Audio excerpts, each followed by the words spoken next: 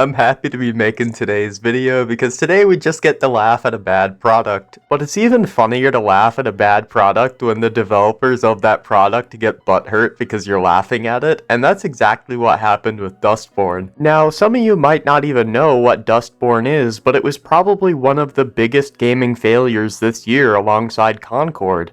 In fact, I think the only reason people don't talk about this game is because Concord's failure overshadowed it. Dustborn was a game based on 2016 political events, and the game had a lot of modern-day political type content like triggering people, canceling people being mechanics of the game, and a lot of people just didn't like it because, let's be honest, it sucked. The game was buggy when it came out, it looked like shit and couldn't even perform that well, it was just a bad game. It also didn't help the game that the developers were coming out calling everyone criticizing it like racist and all those other words. Like, it really didn't help your guys' case. The game launched on August 20th, received $14 million in funding, and can you guess how many concurrent players it has? 3. There are a whopping 3 people playing this game right now, but now the CEO is coping and seething. And it is absolutely hilarious, so we're going to go ahead and read an article here, and yeah, let's get into it. This article was originally published in Norwegian. You can read the Norwegian version here. Well, thank God they decided to bless the world with the Norwegian version of this amazing article. Ragnar Tornquist, I think is how you say that. I'm sorry if I'm saying that wrong. Is one of the leading figures in the Norwegian game industry. He has worked in game development for nearly 30 years and loves his job. How do you work in this industry for 30 years? That's longer than I've even been alive. And release something like Dustborn. This guy worked in the industry when games had to be actually good to sell copies. Whatever, let's go back to the article. However, the launch of Dustborn, the newest game from Red Thread Games, has forced him to seriously reconsider whether game development is something worth pursuing. I mean, if after 30 years you release a product that 2 months after launch has 3 players, I'd probably reconsider as well. And before you say, oh well, it's an indie studio and it's single player, dude. Yeah, so is Ultrakill. It's also made by an indie studio, and guess how many players that has right now? Almost 2,000. Is it worth living this way when you have a family? What does this even mean? Like, are you trying to get some, like, sympathy points here or something, dude? Because it's not gonna work. Your family has absolutely nothing to do with this game. You worked on a product, it didn't live up to what people expected, or it didn't live up to anything, and it failed. It's okay to admit that you just made a bad product, okay? It happens. Not everything is going to be perfect. I make bad videos sometimes. It's just the way life goes. That is one of the questions Tornquist has asked himself.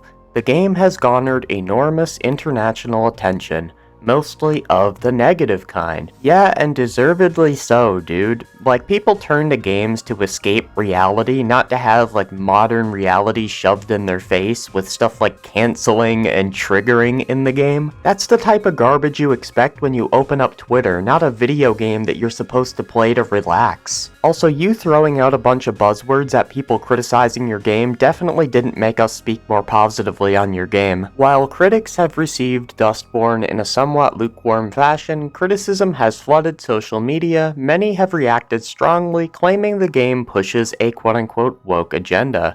Conspiracy theories are abound. It caught us completely off guard. We were very surprised by the extreme reaction to the launch, and we had no plan for how to handle it. Tornquist tells Gamer.no. What do you mean you had no idea how to handle it? Close the laptop. Take a break from social media. Don't read the negative comments on your game. Don't watch the videos trashing your game, deservedly so. Imagine I did this shit whenever I got negative comments on my videos. I'm like, oh my god, dude, I don't know how to handle it. Like, you're a grown man, dude. How about you take it like a man and learn from your mistakes? Believe it or not, it's not the end of the world that you made a bad game.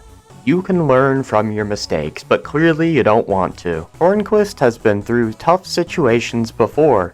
He lives at a secret address and has an unlisted phone number, precisely because he knows how intense fans can be. But nothing could have prepared him for what happened with Dustborn. He won't go into detail about everything he's heard, but Tornquist claims there have been both harassment and threats.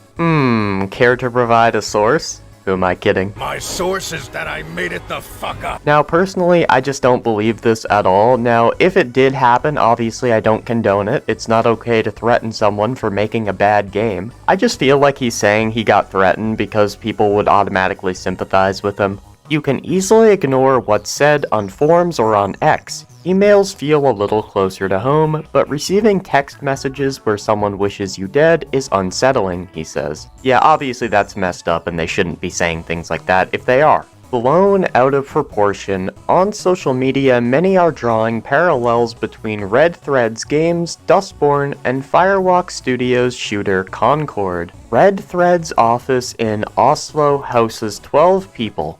Firewalk has 165 employees, and Sony, a billion-dollar company, backing it as its publisher. You guys have 4 times as many developers as you do players on the game right now.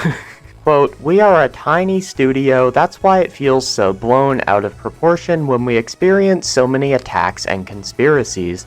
It takes a toll. Well, maybe you, as a small studio, shouldn't have came out and attacked everyone who criticized your game. Don't start a battle you can't win as a small studio.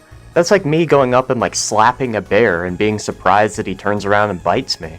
Red Thread's goal is to create story-driven games that stand out. They aim to make something innovative and fresh. The developer has always made games that are different, often featuring characters that are a bit out of the ordinary.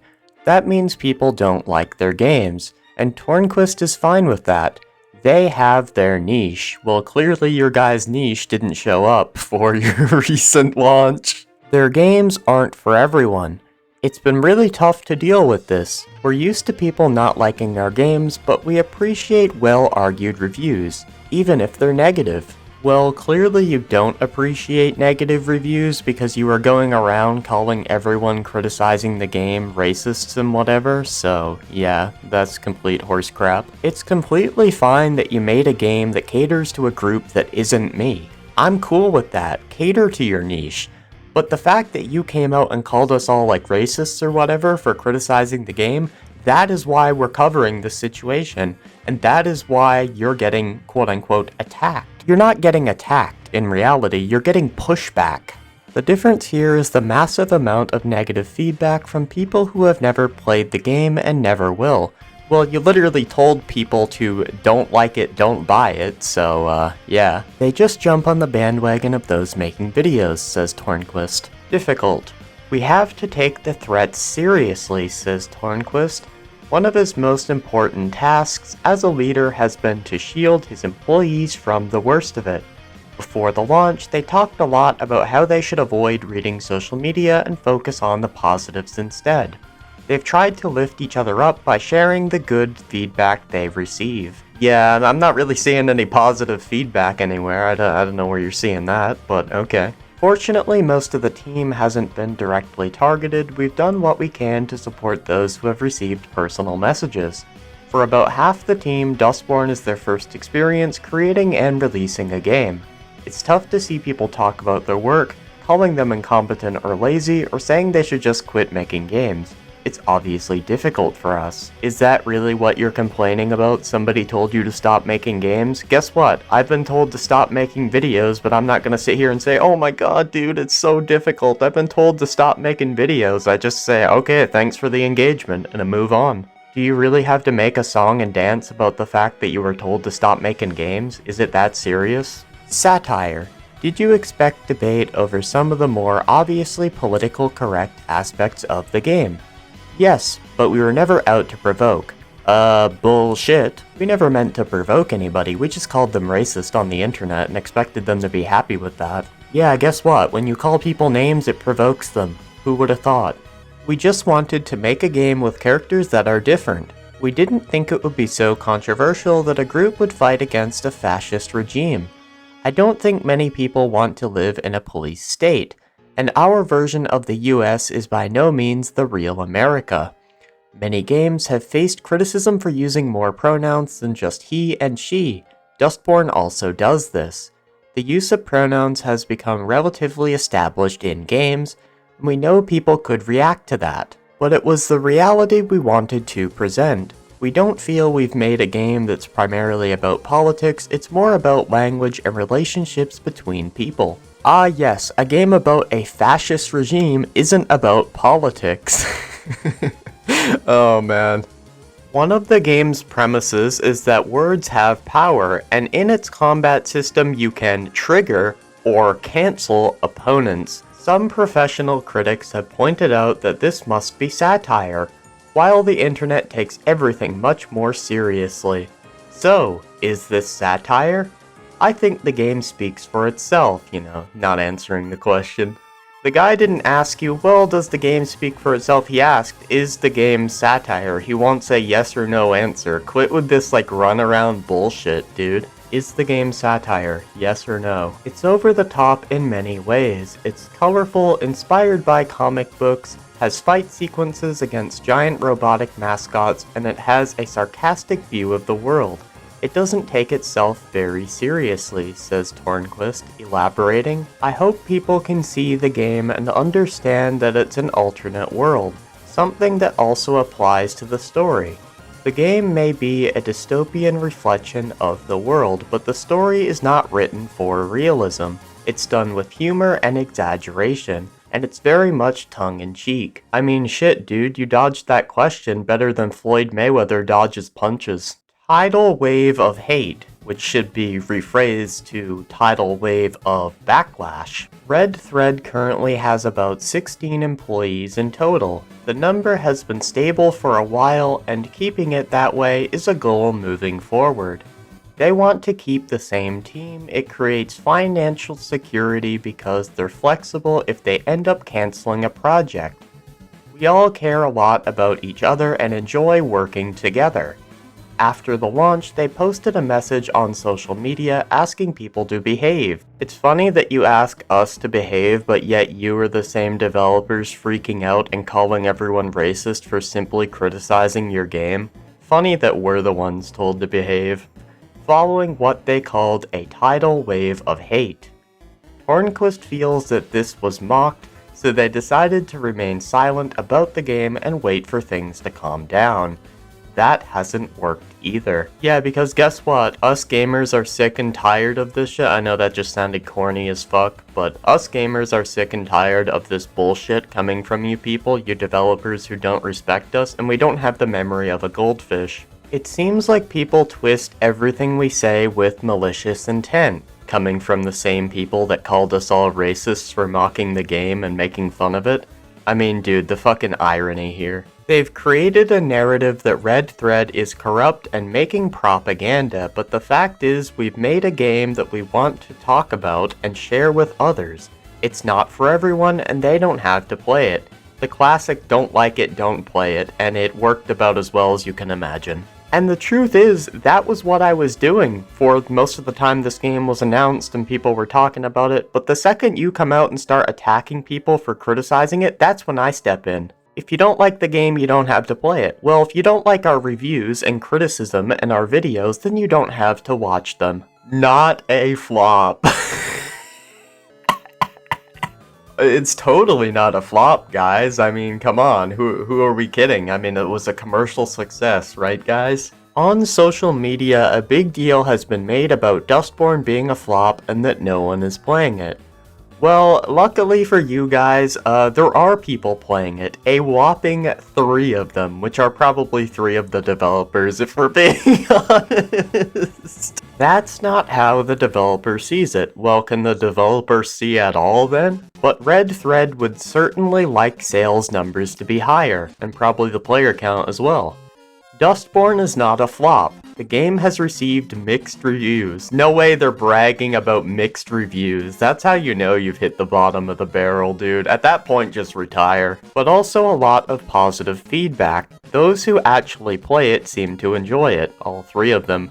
Dustborn isn't selling as much as we would like, but we're proud of it and think it's a good game, says Tornquist. So, in other words, you learned absolutely nothing from the failure of this game. Stop coping, the game failed. The publisher, Quantic Dream, holds the detailed sales figures, so Tornquist doesn't have the full oversight yet. This is common for game launches. Even though it's not an immediate success, it has sold far more than what people are saying online, I can say that. Yeah, people online are saying 300 copies, you sold a whopping 305. Congrats. I bet you once the detailed sales figures are available, they're not gonna release them. They're gonna be like the Call of Duty developers that hide the player counts of their games because they're embarrassed. It's just such a coincidence that Black Ops 2, the quote-unquote last good Call of Duty for a lot of people, that was the last game to show player numbers. Profitability takes time, and in Dustborn's case, 10,000 years. Our internal goals for Dustborn haven't been met. Yeah, I'm shocked. But that doesn't mean it's a flop. No, that is exactly what it means. If you release a game and it does not reach your goals, your game flopped.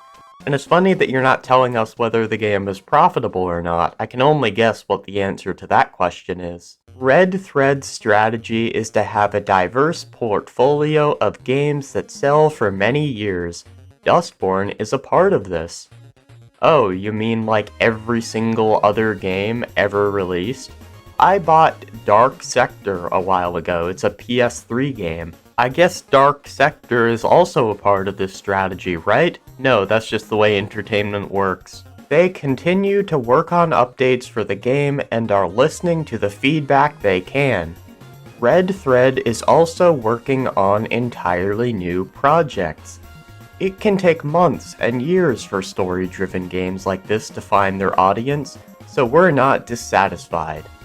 None of Red Thread's games have been big commercial successes. Wow, big shocker. It took years for Dreamfall chapters to turn a profit. Hornquist says that being a game developer is a stressful life, and most games eventually lose money. Still, they keep going out of love for the work. I mean, sorry, but call me like a non-sympathetic piece of shit or whatever, but are we supposed to feel bad for you? Being a game developer is a stressful life. You know what else is stressful? Working in fast food. I knew a friend who worked in fast food and he just couldn't take the stress, man. That shit was rough on him. You know what else is stressful? Working on an oil rig in the middle of the night during a stormy night. That is also stressful. Welding pipes together. Like, I don't know why you expect us to feel bad for you, dude. If you don't like being a game developer, then quit. State funding in the millions. A significant part of the discussion surrounding Dustborn has been the game's public funding. Red Thread received 14 million NOK from the Norwegian Film Institute. So you guys received $14 million and 2 months later you have 3 people in game, yet you're claiming it's not a flop? Are you kidding me? They also received around 150,000 euros in EU grants. Once they are financially stable, like Funcom, they will focus on giving back to the industry. Our goal is to earn enough so that we don't need support, says Tornquist. Most Norwegian developers of a certain size have, at some point, applied for NFI funding. The support has been important for the Norwegian game industry, and this is money that goes back into the economy. It also helps build the industry and expertise in the sector, Hornquist believes. Red Thread has used its support to cover expenses like salaries, rent, and equipment purchases. Most of the funds are spent in Norway, and both Red Thread and its employees pay taxes, of course. Many other countries have seen great success with this type of cultural support for the gaming industry. For Dustborn, we wouldn't have had the same opportunities without the support from NFI. I mean, but you received all this funding, right? You made a game that looks like a PS3 game, can't even run at 60 FPS on the Steam Deck, and it just has terrible story, unappealing characters. Like, what's the point? What a waste of taxpayer money. This could have went towards bettering the roads or something. Fearful for the industry. Tornquist feels that the industry in general is afraid of how their games will be received. This hampers creativity among developers, he believes. The challenging economy in recent years doesn't make things easier. You start questioning decisions around character design, narrative, wording, PR. I mean, you guys definitely should question your PR decisions. If I were your PR team, I would not have allowed you to go out and just attack critics, because that's why you're in this situation. Believe it or not, the reason you're in the situation you're in is because of the way your PR team handled you going out and attacking critics. It's not just because you made a bad game. And then he says game mechanics. This stems from a greater nervousness about what reactions you might get, but we're not going to stop being ourselves. Sometimes you have to stop being yourself for the sake of your business. Like if I were to get on here and be myself, I swear a lot more than I do in my videos, and I would probably be age restricted on every single video, but I realize that I just can't do that. If I go to work or something and I start swearing like a sailor when I talk to my manager, sure, I'm being myself, but it's not a smart thing to do. You see this in the reaction of more and more games. Everything becomes a part of the culture war. I hope we can get past this because it's very unfortunate both for those in the industry today, potentially new developers, investors, and publishers. No one wants to get caught in such a culture war storm. I mean, you guys literally made a game based on 2016 political events, and you're surprised you got drawn into the culture war? Are you kidding me? Has the reception of Dustborn affected your approach to development and the messaging in storytelling going forward? It's hard to say no, even though I would like to. Everyone is afraid of the choices they make, and I don't think that only applies to us. All our discussions about the next game are colored by this. Hornquist believes the industry has become more progressive and that this deepened the divide towards the loud minority on the internet. I mean, do you have a source that it's only a loud minority that hates this game? Oh wait. My source is that I made it the fuck up. Hornquist thinks it's great that we can aim for diversity in the industry. Diversity has always been central to Red Thread's games. Those who aren't interested in it don't need to play those games, he believes. Diversity is positive for everyone. Games like Black Myth Wukong, we'll get back to that, Mario, and Elden Ring won't stop existing just because we release Dustborn.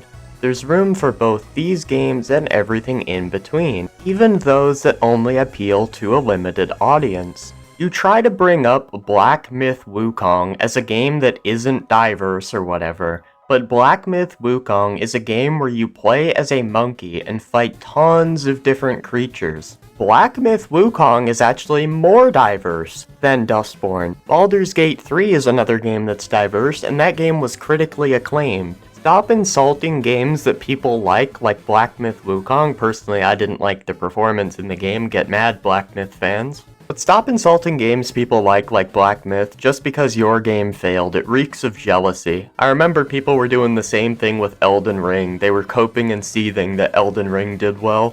Has the debate around Dustborn changed your view of the room for political messages in games? Absolutely not.